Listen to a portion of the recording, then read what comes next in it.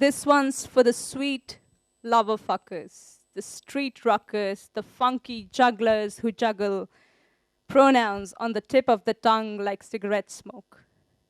For the dandies in coats and ties, for the daddies in heels and skirts. This one's for the heart smugglers who steal and break hope. This one's for the heart smugglers who steal and break hope. This one's for the freaks and the fuck-ups. This one's for the orgies of revolution where we scream, fuck you, fuck us. This one's for the sweet lover fuckers. This one's for the street rockers. Thank you everyone for being here. Thank you Ted, whoever you are, for organizing these beautiful events around the city. I started doing spoken word poetry events in the city 2 years ago. And I realized that one of the most difficult things to do is to get people in a room to listen to you. And then I realized that there's something even more difficult than that. It is to ask people to pay you to come and sit in a room and listen to you. But here we are right now, and I don't know who should be laughing. I started writing poetry when I was a shy little kid with a lot of stage fright. And as you can see, I'm still a very shy kid with a lot of stage fright, so please, be gentle. When I was still in school, we had this really amazing English teacher, and she made us learn this famous speech, Friends, Romans, Countrymen, from a Shakespearean play. And I took the whole week, and I tried to memorize it. And then I got on stage, and like what just happened, I forgot. And I figured that maybe my voice would try to learn my own words. So I started writing poems. I would go and sit in a corner and write things down when I was feeling too much or feeling too little. And then again, I stood up, and I went out there, and I realized that there's no one to listen. I want to swallow microphones and plug them into my lungs so my body feels like a cathedral where I can read out all these poems and tell myself that these are more prayers than cries for help. So that I can fill the room that you're in with the kind of music you like just by breathing. And for once, you'll like to hear me when my voice fades out. You see, poetry is about that. It is about getting heard. Spoken word poetry is about talking.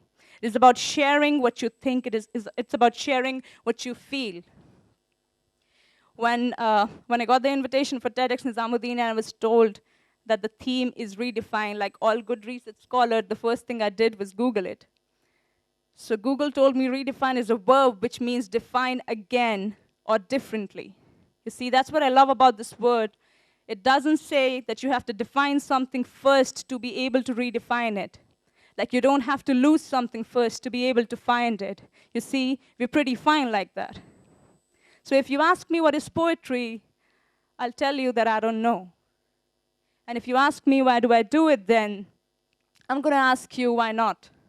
You see, there is poetry in everything, and there's a poem in each one of us. Like the other day, me and my friends were sitting, and we ordered a pizza. And this is what I ended up writing.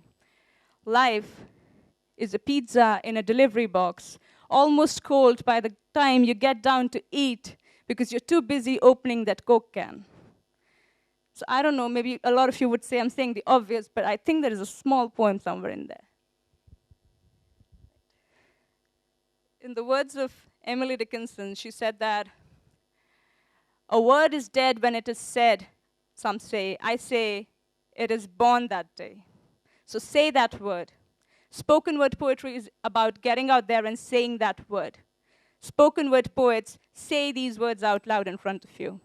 I think the purpose of poetry is to unfuck things and to fuck things up. I know it doesn't make a lot of sense, but think about it. There is some power in it. A very, very famous spoken word artist, Andrew Gibson, said that the reason behind doing these poemy things is to comfort the distressed and to distress the comfortable. And this is what poetry is supposed to do. We see a lot of things. We see a lot of hatred, a lot of violence. We see misogyny, we see homophobia, and it doesn't make us uncomfortable. But when I come out here and I say some words, everybody starts shifting in the seats. This is what artists are supposed to do. They're supposed to stand out. They're supposed to say these words out loud. when you're thinking about things, you're mostly thinking about the past. When you're thinking about the past, you're thinking about memories. When you think about these memories, think a little deeper, you'll figure out that these memories are not just memories. These memories are memories of the last time you thought about these memories. So when you're standing in front of people and you're rethinking your own memories, think about how you can write poetry and rethink memories, collective memories, and probably change the world. The last poem that I'm about to do is a poem about gender binaries. They always ask us, who's the man, who's the woman? They always ask us, who's the man, who's the woman? I tell them, we don't have the privilege to be things we cannot be. When we're too busy being people, we have to be. They always ask us, who's the man, who's the woman? We tell them, I don't think we have the privilege to play with things we don't believe in when we're too busy fighting, feeling, breathing, breaking, and believing. They always ask us, so who's the man, who's the woman? And I tell them that we don't have the time to live in boxes when we're too busy gazing the skies. I tell them we don't have the privilege to build homes like you do, to build homes like boring homes, because we're too busy fucking and fucking your gender roles. Thank you. I'm sorry.